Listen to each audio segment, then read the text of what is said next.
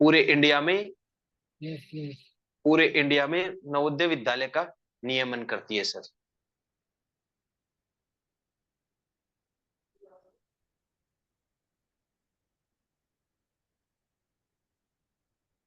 और sir 11th में इसमें 10वीं के मार्क्स के आधार पर एडमिशन दिया जाता है।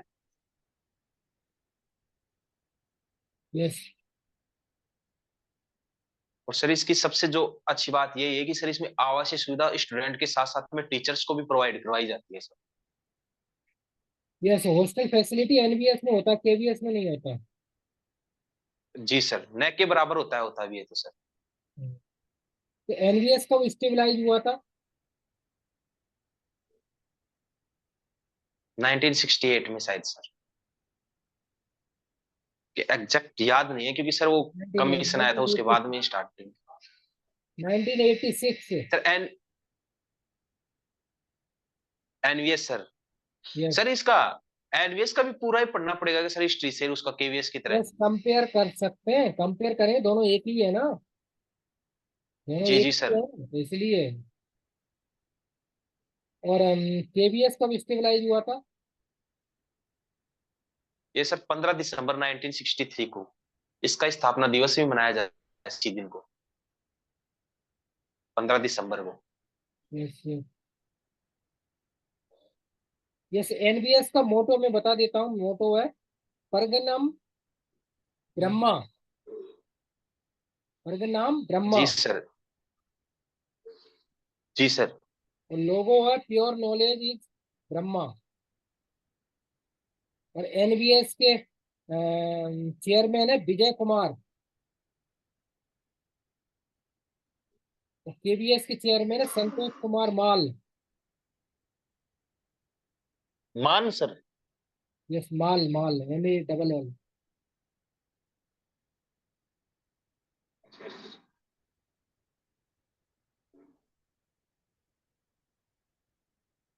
सर एनवीएस का परगनम ब्रह्मा सर। हाँ, परगनम ब्रह्मा मोटो। और लोगो है प्योर नॉलेज जी is sir, Brahma. Pure knowledge with Brahma.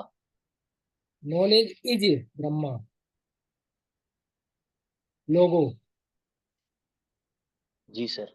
और केबीएस का मोटो है leading from darkness to light.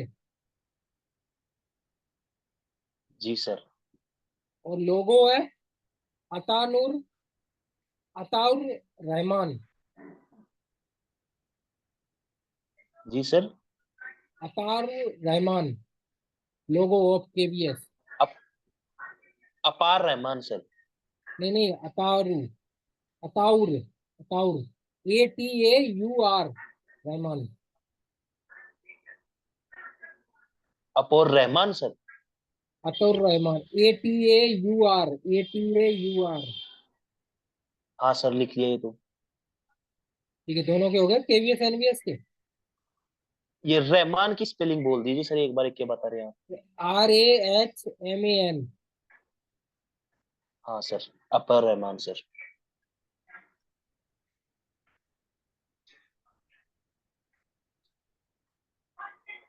जी सर। और केवीएस और एनवीएस में why is KVS is more better than NBS? क्योंकि सर एक तो इसमें सर 1 से 12वीं तक बच्चों को शिक्षा उपलब्ध करवाई जाती है सर, जबकि एनवीएस में 6 से 12 में उपलब्ध करवाई जाती है।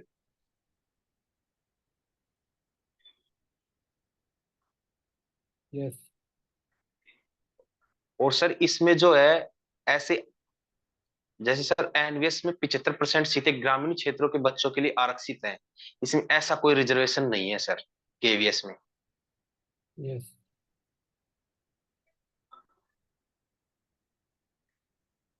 और सर इसमें जो एकल बालिका योजना है वो शामिल है सर इसमें, जैसे जिसमें माँ बाप के एक बेटी है, केवल एक बेटी, उसको भी केवीएस में डायरेक्ट उसके लिए रिजर्वेशन है सर इसमें।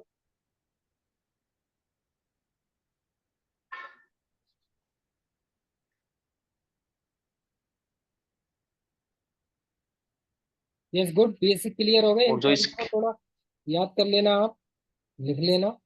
जी सर। या रिवीजन हो जाए आपका। तो आज आप क्या कराएंगे, आज कौन जी सा जी। टॉपिक करके आए हैं आप? Coordination sir. ठीक है, okay, let we start coordination on teach on white board. जी जी सर। तो देखिए स्टूडेंट्स, आज हम बात करेंगे, आपने फिटकरी तो देखा होगा। जी सर। तो जो सैलून में यूज करता है सर, नाई को वैसे क्या बोलते हैं सर इंग्लिश में, पता है सर आपको? क्या? सर जो इस सैलून में बाल काटने वाला था उसको वो यूज करता है ना सर फिटकरी का। आप फिटकरी का यूज करता है? तो काटने वाला क्या? बाल, हेयर कटिंग? हाँ सर। हेयर कटिंग में किस चीज को काटते हैं? नहीं नहीं सर, उसको बोलते क्या है पर्सन को? उसको बोलते हैं सर, मेरे ध्यान से निकल गया वो, मैं बाद में तैयार कर लूंगा सर उसको। तो सर फिटकरी देखी होगी स्टूडेंट्स आपने। सैलून तो होता आपने है। कभी सोचा है उस, हाँ सर, अब आजकल नहीं होता है वो भी, उसमें भी केमिस्ट्री इंक्लूड है, उसका भी केमिकल फॉर्मूला होता है, जैसे अपने H2O पानी का होता है, तो उसका नाम क्या है? Potash alum. और इसका जो केमिकल फॉर्मूला होता है, potassium sulphate, aluminium sulphate, 24H2O। इसको डबल साल्ट के नाम से जानते हैं,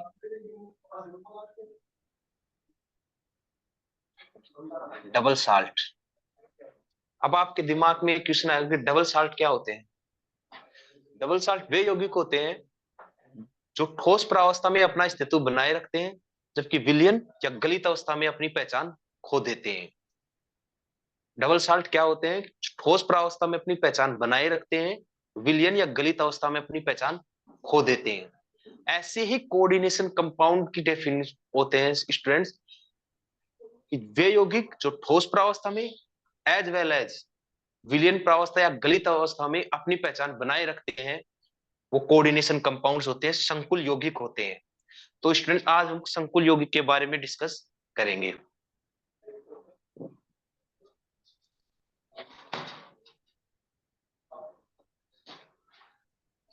सबसे पहले स्टूडेंट, संकुल यौगिकों को लिखते कैसे हैं? जैसे एग्जाम्पल के तौर पर हम लेते हैं, ये कोई संकुल यौगिक है।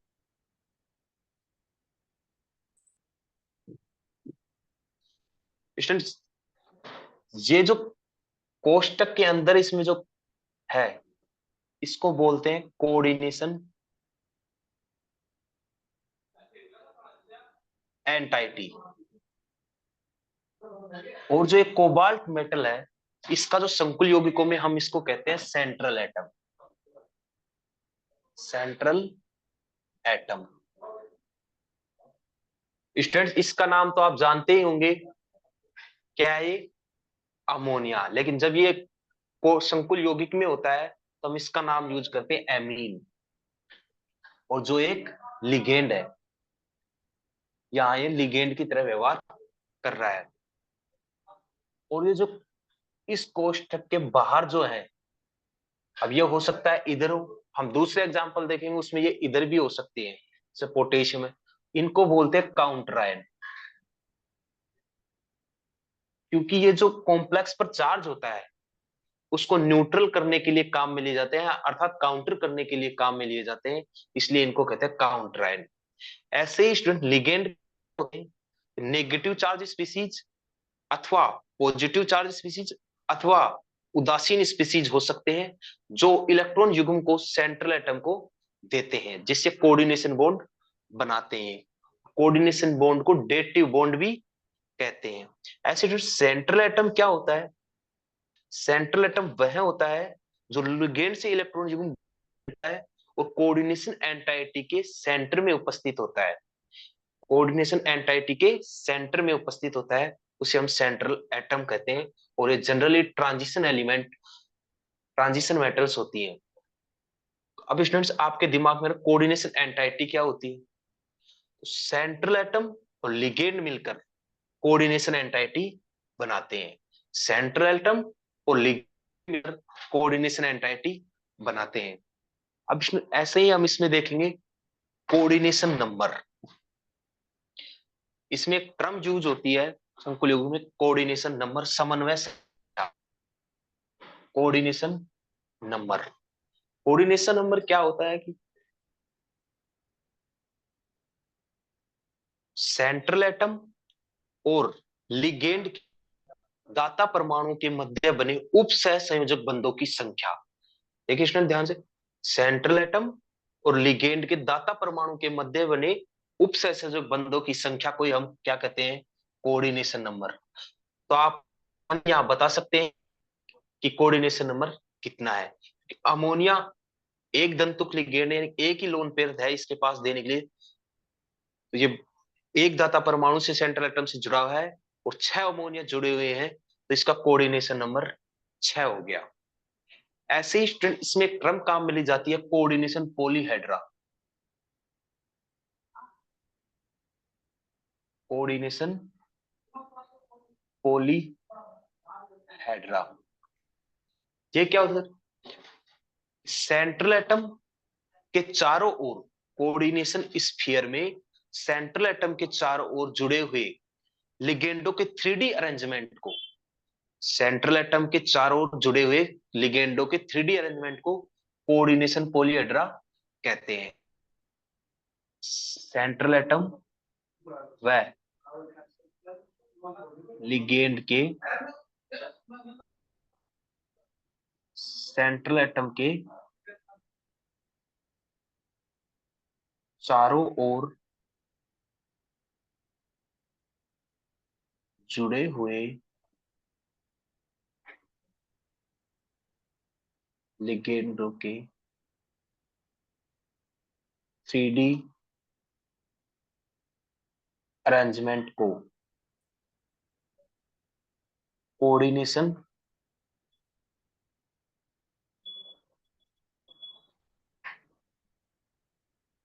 पॉलीहेड्रा कहते हैं।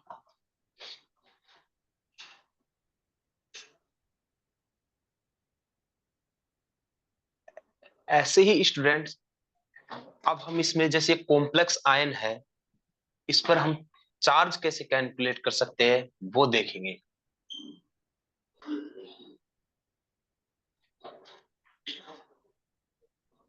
जैसे हम यही कॉम्प्लेक्स ले रहे हैं,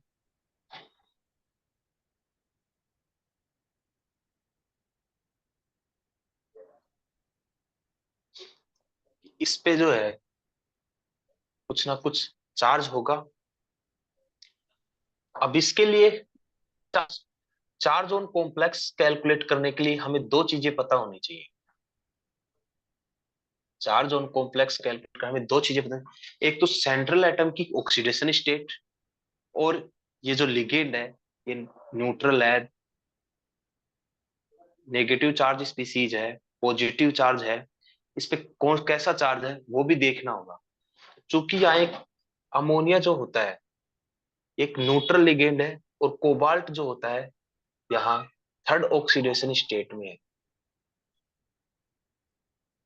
तो जो चार्ज ऑन कॉम्प्लेक्स है वो करेंगे कि जो चार्ज होता है ये सेंट्रल एटम व लिगेंड के आवेश का एल्जेब्रिक सम होता है। ये जो चार्ज होता है ये सेंट्रल एटम व लिगेंड के आवेश का एल्जेब्रिक सम होता है। अब देखिए इसको कैसे कैलकुलेट कर सकते हैं। जैसे चार्ज +3, 6 × 6 लिगेंड है, और चूंकि एक न्यूट्रल लिगेंड है तो इस पे 0 चार्ज, तो ये कॉम्प्लेक्स पे चार्ज आ गया +3। तो ऐसे ही स्टूडेंट हम अब इस कॉम्प्लेक्स को लिख सकते हैं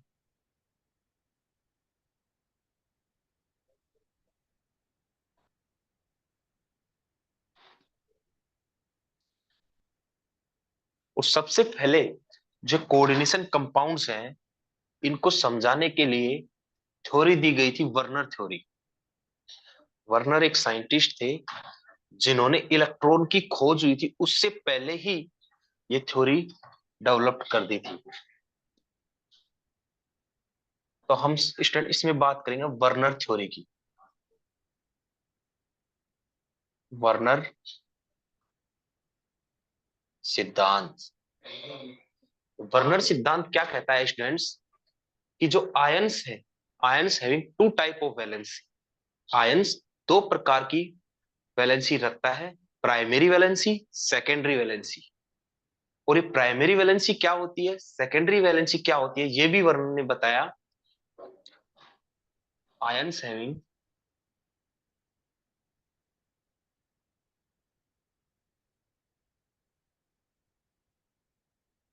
टू टाइप ऑफ वैलेंसी। पहली बताई इन्होंने प्राइमरी वैलेंसी, दूसरी बताई इन्होंने सेकेंडरी वैलेंसी। प्राइमरी वैलेंसी क्या होती है, it is oxidation state of ion. और सेकेंडरी वैलेंसी क्या होती है, जो अभी हमने देखा कोऑर्डिनेशन नंबर, वो ही सेकेंडरी वैलेंसी के नाम से जानी जाती है। It is coordination number of complex. It is coordination number of complex.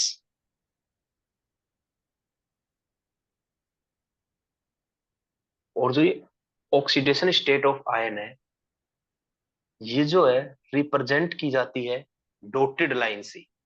जब भी हम इस कॉम्प्लेक्स को शो करेंगे, जैसे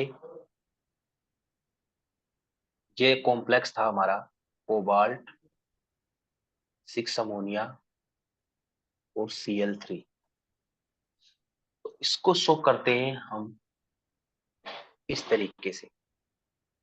अब आप आगे जाके पढ़ेंगे कि 6 कोऑर्डिनेशन नंबर में ऑक्टाहेड्रल कॉम्प्लेक्स होता है, तो इसका जो लिगेंड और मेटल का जो अरेंजमेंट होता है वो ऑक्टाहेड्रल होता है।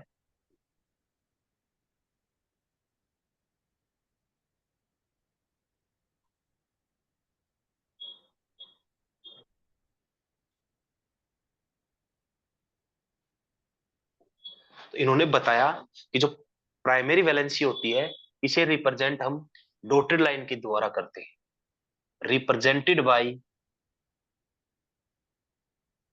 Dotted line. और जो इस सेकेंडरी वैलेंसी होती है इसे हम थिक लाइन द्वारा रिप्रेजेंट करते हैं। जो सेकेंडरी वैलेंसी होती है इसको हम थिक लाइन के द्वारा रिप्रेजेंट करते हैं, रिप्रेजेंटेड बाय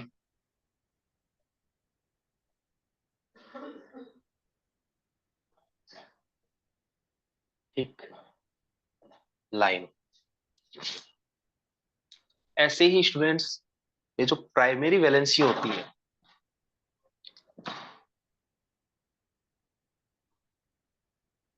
जो सेकेंडरी वैलेंसी होती है, ये represent shape of the complex. जो सेकेंडरी वैलेंसी होती है ये हमें कॉम्प्लेक्स की शेप की जानकारी देती है, represented represent shape of the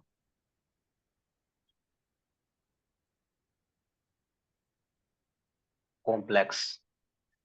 ये बहुत इंपॉर्टेंट चीज है कि सेकेंडरी वैलेंसी जो होती है इस शेप ऑफ द कॉम्प्लेक्स को रिप्रेजेंट करती है, और जो प्राइमरी वैलेंसी होती है it's not represent shape of complex.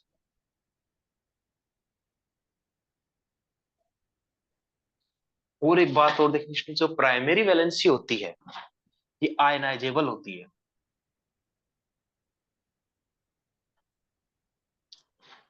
और जो सेकेंडरी वैलेंसी होती है ये नॉन आयनाइजेबल होती है।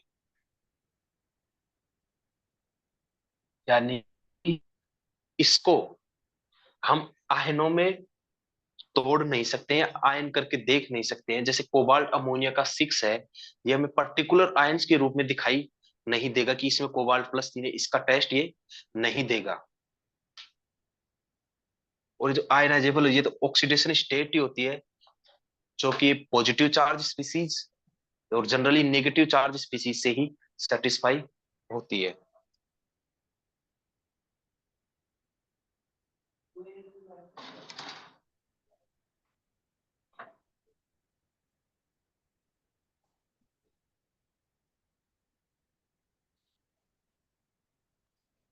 अब स्टूडेंट्स, हम इसमें डिस्कस करेंगे जो संकुल यौगिक होते हैं उनका आईयूपीएसी नामकरण कैसे करते हैं। जो ये संकुल यौगिक होते हैं उनका हम आईयूपीएसी नामकरण कैसे करते हैं। उस संकुल यौगिकों का संकुल यौगिकों का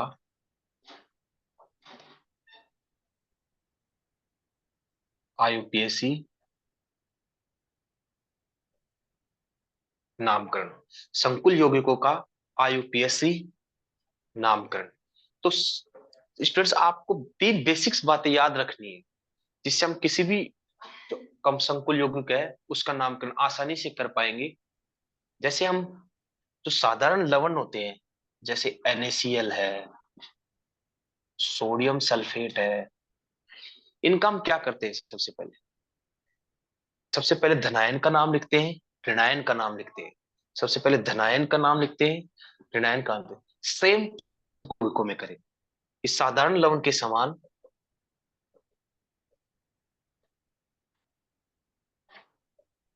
साधारण लवण के समान धनायन वह के समान धनायन का नाम पहले,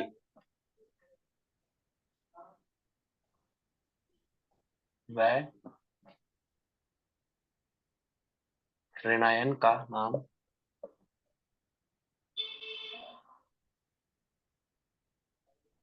बाद में लिखते हैं। अब दूसरा पॉइंट क्या है?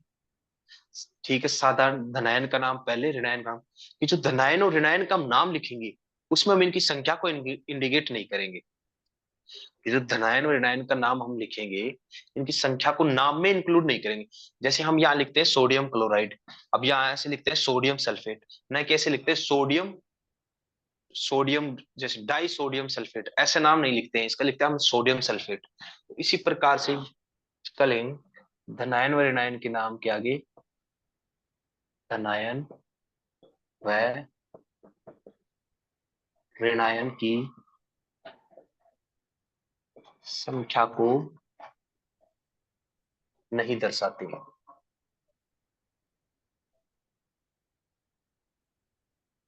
धनायन और ऋणायन की संख्या को नहीं दर्शाते हैं।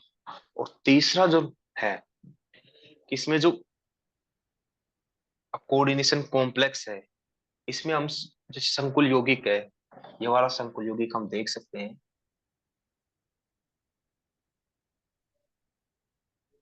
इसका जब हम नाम लिखेंगे तो सबसे पहले जैसे कॉम्प्लेक्स का नाम आएगा, धनायन इसमें नहीं है, ये ऋणायन धनायन पार्ट ही है इसका।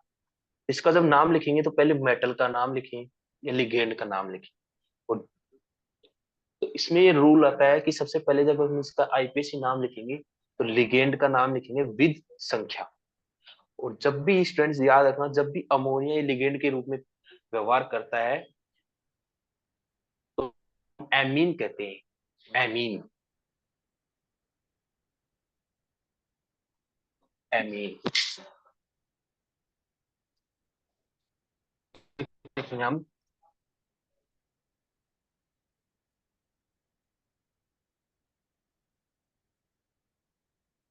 संकुल यौगिक में संकुल यौगिक में अंग्रेजी वर्णमाला के अनुसार लिगेंड का नाम लिखते हैं, उसके बाद मेटल का नाम लिखते हैं। संकुल यौगिक में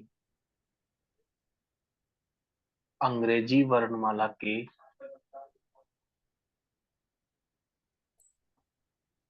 क्रम के अनुसार, अंग्रेजी वर्णमाला के क्रम के अनुसार, इस अंकुल युग में अंग्रेजी वर्णमाला के क्रम के अनुसार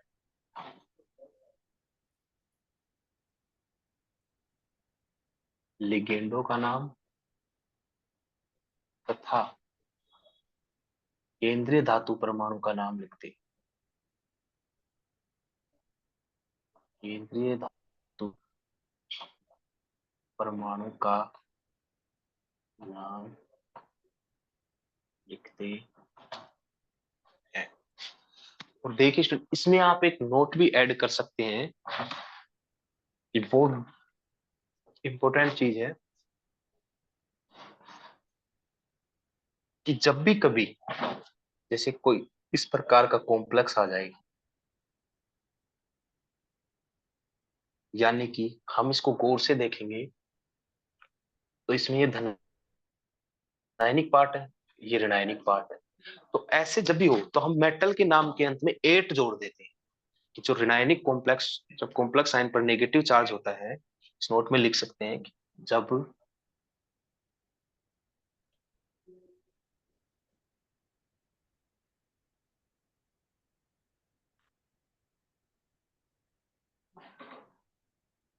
जब कॉम्प्लेक्स आयन पर नेगेटिव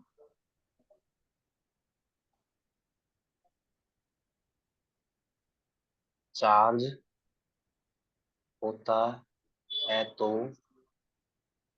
मेटल के नाम के अंत में एट, अंग्रेजी में एटीई एट और हिंदी में हम इसे एट लिख देते हैं। इसका अब हम एक एग्जांपल देख लेते हैं ताकि आपको ये तीनों पॉइंट समझ में आ जाएंगे अच्छी तरीके से।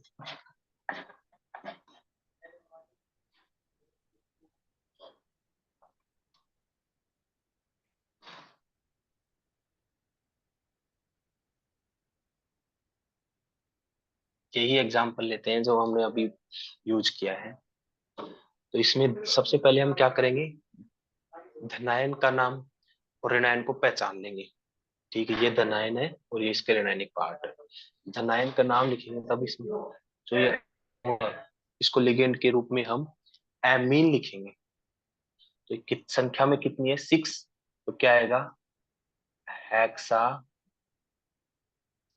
स्टूडेंट्स आपने पढ़ा होगा कि जब भी हम नाम लिखते हैं ऐसे हेक्सा एमीन, तो जब दो वोवेल एक साथ आ जाते हैं तो इस वाले वोवेल को हम कैंसिल कर देते हैं। तो हेक्सेमीन,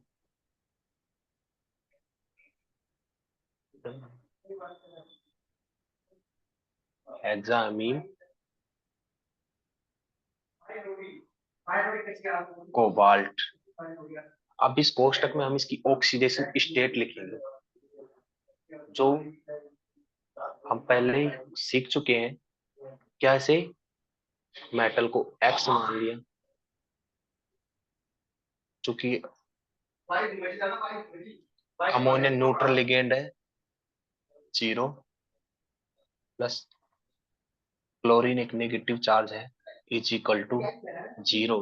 तो x is equal two plus, यानी कि जो यहाँ कोबाल्ट है थर्ड ऑक्सीडेशन स्टेट में है, तो हम इसे रोमन संख्या वाला थर्ड लिख देंगे, थर्ड। क्लोराइड है, अब इसकी भी हम संख्या नहीं दर्शाएंगे, थर्ड क्लोराइड, तो इसको क्लोराइड लिखेंगे, कोबाल्ट थर्ड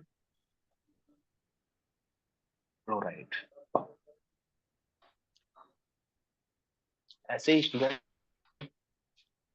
दूसरा एग्जांपल देख सकते हैं।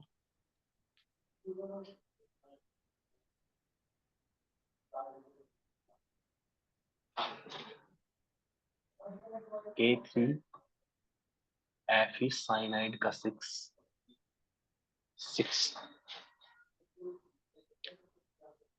Hello sir. Yes yes, and listening.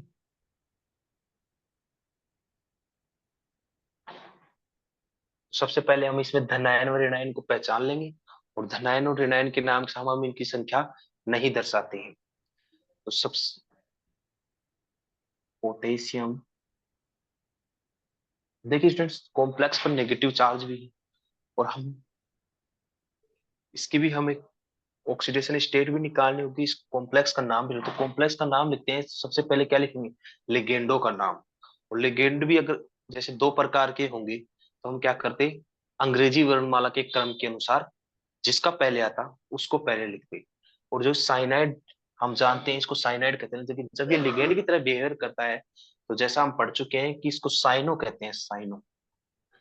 Potassium संख्या में कितने, हेक्सा, साइनो।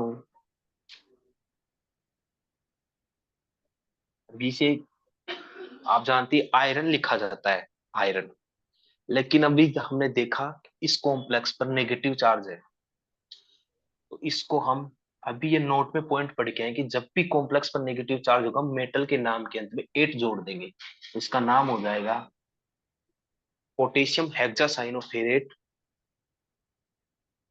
अब इसकी ऑक्सीडेशन वो पहले की तरह, मेटल को एक्स मान लिया, पोटेशियम पर हम जानते हैं कि ये फर्स्ट वर्ग का एलिमेंट है और इस पर +1 चार्ज होता है, तो ये +3, एक्स साइनाइड पे -1 होता है, 6 साइनाइड इसलिए 6 is equal to yes, good. x is equal to +3, यानी कि रोमन संख्या में इसको ये